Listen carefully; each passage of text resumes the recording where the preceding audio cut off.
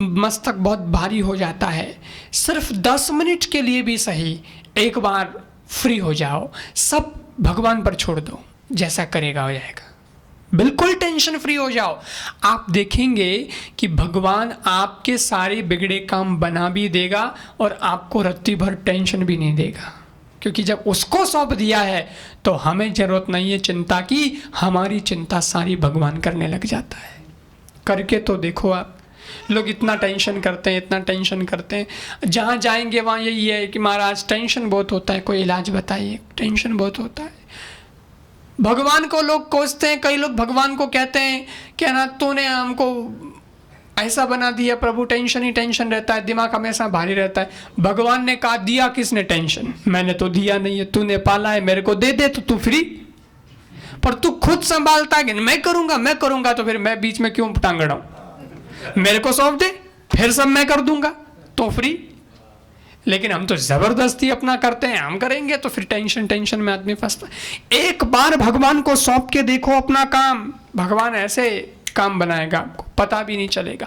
दीन बंधु दीनानाथ मेरी डोरी तेरे हाथ, ये फॉर्मूला अपना लो, भगवान जरूर स्वीकार करेगा और भगवान सारे काम आपके बनाएगा। एक बार के लिए हम भगवान परमात्मा को कहें तो सही, परमात्मा को प्रार्थना करें तो सही, भगवान को कह दो भगवान सब कुछ तू संभालेगा, और सब कुछ भगवान जरूर संभालता है। सिर्फ एक बार भगवान को समर्पित होना है, एक बार के लिए हमें सब कुछ भगवान को सौंपना है।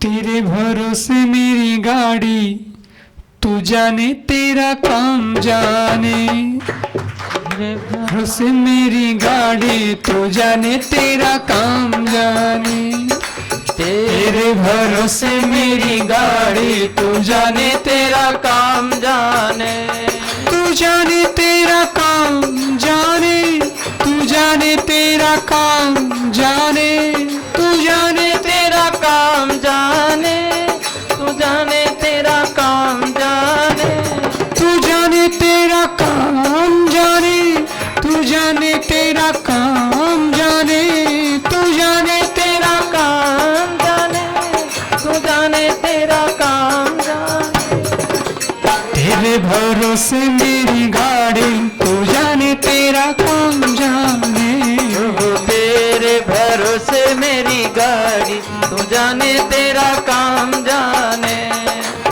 तेरे भरोसे मेरी गाड़ी, तू जाने तेरा काम जाने, तेरे भरोसे मेरी गाड़ी, तू जाने तेरा काम जाने, तू जाने तेरा काम जाने, तू जाने तेरा काम जाने, तू जाने तेरा काम जाने, तू जाने तेरा काम जाने, तू जाने तेरा काम जाने, तू जाने तेरा काम जाने, जाने तेरा काम जाने, तू जाने तेरा काम जाने, तेरे भरोसे